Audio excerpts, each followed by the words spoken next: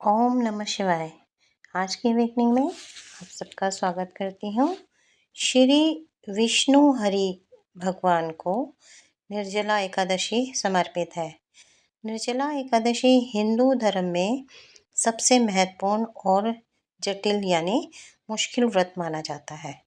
कहा जाता है कि 24 एकादशी जो साल भर में आती है उनको छोड़कर भी अगर एक दिन यानी निर्जला एकादशी के दिन हम व्रत उपवास रखते हैं तो उसका विशेष महत्व हमें मिलता है कि जो हमने 24 एकादशी नहीं रख पाए थे उस एक व्रत को रखने से हमें उसका पूरा लाभ मिलता है।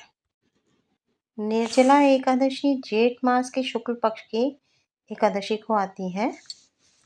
सभी लोग इसे विशेष हर्षोल्लास से मनाते हैं और व्रत उपवास रखते हैं। इस दिन भगवान विष्णु की पूजा की जाती है। एकादशी के दिन की ये जो तिथि है भगवान विष्णु को समर्पित है। कुछ भक्त इसे बिना जल भोजन के रखते हैं यानी निर्जल रहकर पूरा दिन व्रत उपवास करते हैं जिसका पुण्य की प्राप्ति हो पाती है।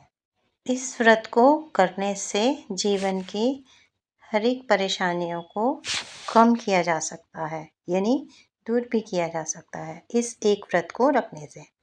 इस बार ये व्रत जो है 6 जून को पड़ रहा है जिसे लोग ब्रह्म मुहूर्त में उठकर यानी 3:30 से लेकर और 5 बजे के दौरान तक नहा धोकर विष्णु भगवान की प्रतिमा के आगे भोग प्रसाद और तुलसी दल रखकर पूजा अर्चना करते हैं।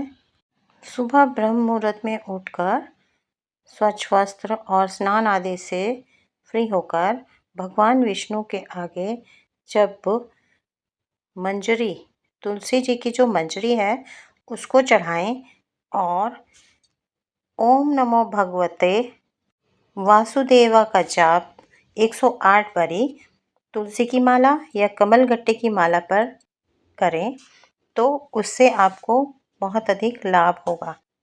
मन को शांति मिलेगी, मानसिक संतुष्टि होगी और बहुत सी परेशानियों से आप मुक्त हो पाएंगे। निर्जला एकादशी के दिन ही विष्णु सहस्त्र नाम का पाठ का भी विशेष फल मिलता है।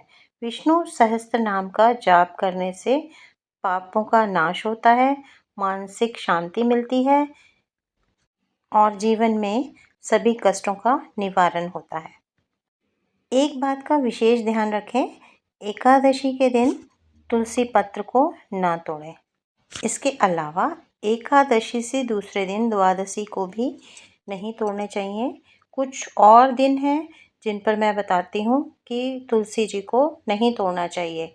रविवार, पूर्णिमा और अमावस ये विशेष रूप से दिन त्यौहार हैं जिसमें कि कभी भी तुलसी पत्र को नहीं तोड़ना चाहिए। तुलसी पत्र को आपको जब भी ज़रूरत है उसे समय से पूर्व इकट्ठा कर लें और भगवान की सेवा में समर्पित करें। इस दिन गरीबों को भोजन कराना, वस्त्र देना, जल पिलाना एक विशेष महत्व रखा जाता है। मंदिरों में भी बहुत दान पुण्य किए जाते हैं और इसके करने से लोगों को नकारात्मक ऊर्जा से दूर किया जा सकता है और जीवन में सकारात्मक और स्वस्थ संबंधी समस्याओं को भी कम किया जा सकता है। अधिक से अधिक लोग व्रत करके इसका लाभ उठाएं। अगर कोई बीमार है, अस्वस्थ है, बच्चे, बूढ़े और किसी कारण वो नहीं रख सकता तो श्री हरि को पता है, आप उसके लिए चिंतित ना हो, वो आपकी चिंता करेंगे। आज के लिए इतना ही।